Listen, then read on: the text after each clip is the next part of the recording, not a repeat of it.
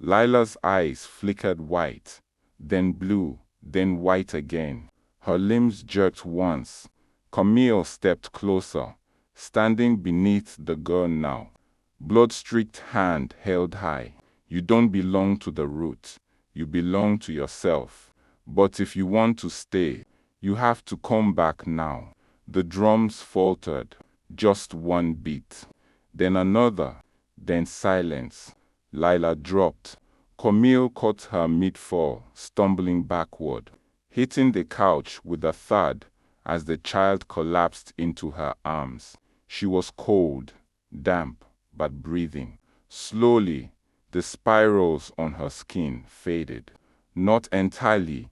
Faint scars of light remained, but they no longer glowed. Lila's eyes fluttered open. She stared up at Camille and whispered, "I saw you there."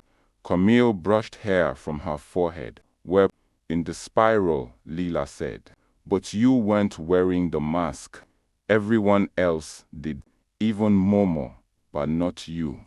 Camille's throat tightened. "They called me the seventh," Lila said, voice small. Camille nodded. "I know." Ro knelt beside them, pressing a warm cloth to Lila's hands. "The roots chosen her, Camille." The last voice, "It's done." Carla stood slowly. "What does that mean? Is she going to be okay?" Camille looked up at her, then at Ware. "She's not possessed. She's connected. That's different." Ware stepped into the room at last, his tone uncertain. "Connected to what, exactly?" Camille looked out the window. The wind had stopped. The moss had stilled.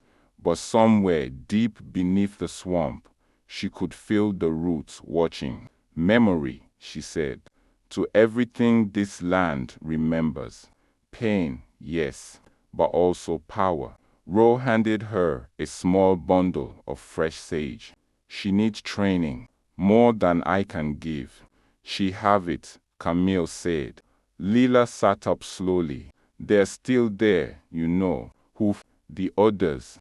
The six before, they're still singing." Camille looked at her carefully. "Can you hear the words?" Lila nodded. "They say, 'We hold the spiral so it doesn't collapse.'" A long silence passed. Camille stood, gently helping Lila to her feet. The girl was shaky but steady. She walked across the room like someone who had returned from a long journey, with a secret in her bones. Ro exhaled.